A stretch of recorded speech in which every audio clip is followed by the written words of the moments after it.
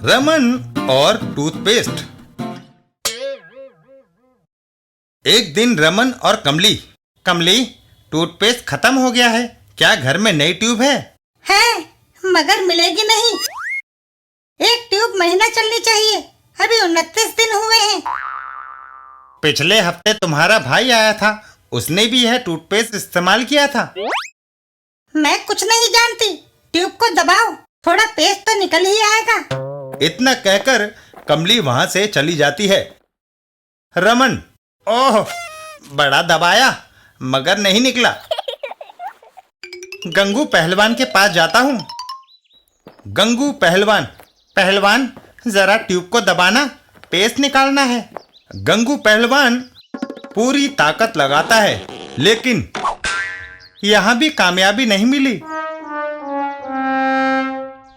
गन्ने का रस निकालने वाले बेलन से शायद पेस्ट निकल आए। रमन ट्यूब बेलन के बीच फंसाकर उसे जोर से घुमाता है, लेकिन ओह, लगता है आज बिना दांत साफ किए ही रहना पड़ेगा।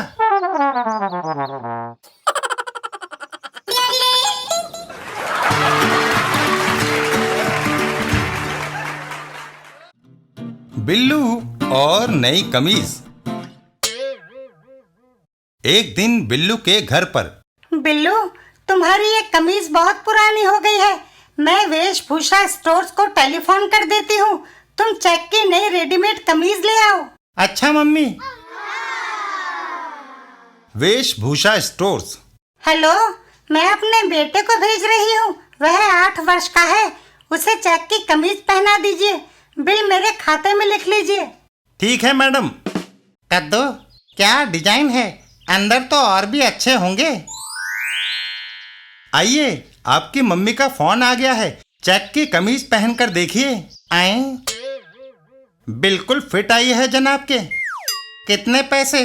आपको कुछ नहीं देना, बिल आपकी मम्मी को भेज दिया जाएगा। वो दोनों तुरंत स्टोर से बाहर निकल जाते हैं। यार कद्दू, मुफ्त में कमीज मिल गई, 9-2-11 हो चलो। इधर बिल्लू, मेरी मम्मी ने फोन किया था, चेक की कमीज। आए, ठहरो मिस्टर, ये कमीज तुम्हारी नहीं, असली मालिक आ गया है। ओह, उसकी जेब में मेरे 10 रुपए भी गए। लीजिए आपकी कमीज। जब घबराओ नहीं, मैं उसे नहाने के लिए स्विमिंग पूल पर ले जाता हूँ, जब वह कमीज उतार कर रखे तुम ले भागना। वह बिल्लू के नजदीक पहुंचता है। मौसम सुहावना है, क्यों ना स्विमिंग पूल में नहाया जाए? अच्छा ख्याल है। Swimming pool. मैं भी आया, यही मौका है। तभी स्विमिंग पूल का तख्ता टूट जाता है। ओह! और बिल्लू पानी की बौछार के साथ उछल जाता है। भागो! और सीधा आकर झब्बू के ऊपर गिरता है। मेरी कमीज। आए,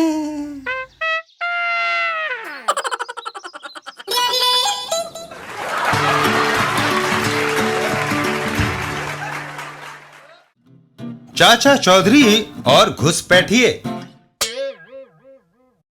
एक दिन एक जगह पर। नंबर 1, हम भारत में किस लिए आए हैं? नंबर 4, ये एक सीक्रेट प्लान है। इस देश में हमें तोड़ फोड़ करना है। यह सारा काम बिना किसी को शक में डाले करना होगा। लिस्ट में सबसे ऊपर उस अस्पताल को उड़ाना है। बिल्डिंग के गिरते ही अस्पताल के सारे डॉक्टर, नर्सें और मरीज दबकर मर जाएंगे। लेकिन नंबर 1, उस अस्पताल को गिराएंगे कैसे? पावरफुल बम से, जो कि कार द्वारा वहां पहुंचाया जाएगा। वह बम कहाँ है? अड्डे पर। वह लोग वहां से रवाना हो जाते हैं। हम अड्डे पर चलते हैं, वहां से बम लेंगे और तुम्हें सारा प्लान समझाऊंगा। अड्डे पर पहुंचकर, यह पावरफुल बम बड़ी इमारत को गिराने की क्षमता रखता है। यह कार में रखा होगा, हम कार ड्राइव करके अस्पताल तक ले जाएंगे। कार वहां खड़ी करते ही विस्फोट होगा। कार के साथ अस्पताल भी तहस नहस हो जाएगा, कोई सुराग नहीं बचेगा। लेकिन नंबर 1, हम भी मारे जाएंगे। ऐसा नहीं होगा। कार पार्क करके हम चुपके से उतर आएंगे और रिमोट कंट्रोल से बम का विस्फोट करेंगे। बम डिक्की में रख दिया, आओ चलें। 1 मिनट रुकना, मैं अड्डे में रिमोट कंट्रोल भूल गया। उसके बिना सारा प्लान फेल हो जाएगा। वह रहा वह, और वह रिमोट कंट्रोल लेकर वापस कार में आ जाता है। नंबर 4, चलो। अस्पताल पहुंचकर हम ठीक जगह पहुंच गए। गाड़ी पार्क करो। गाड़ी पार्क करके वह दोनों नीचे उतर आते हैं। जल्दी आओ। सुरक्षित दूरी पर पहुंचकर बिल्डिंग के अंदर के लोगों के मरने की घड़ी आ गई है। वह बटन दबाता है और एक जोरदार विस्फोट से वह दोनों हवा में उड़ जाते हैं। ओह, ये कैसे हो गया? चाचा चौधरी, जो दूसरों का बुरा चाहता है उसका अपना बुरा होता है। जब तुम रिमोट कंट्रोल लेने गए थे तब मैं चुपके से तुम्हारी कार की डिक्की में घुस गया था। लेकिन तुम्हें हमारे प्लान का पता कैसे चला? जहां तुमने षड्यंत्र रचा था वहां पेड़ पर मैं बैठा था। तुम दोनों की बातें मैंने सुनी। विस्फोट होगा और कार के साथ अस्पताल भी तहस नहस हो जाएगा। हाय,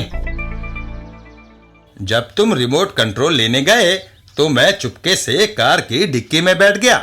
यही मौका है। और कुछ देर बाद मैंने बम डिक्की से बाहर फेंक दिया। संयोग से तुमने उसी जगह खड़े होकर रिमोट कंट्रोल का बटन दबाया जहां बम पड़ा था। हाँ।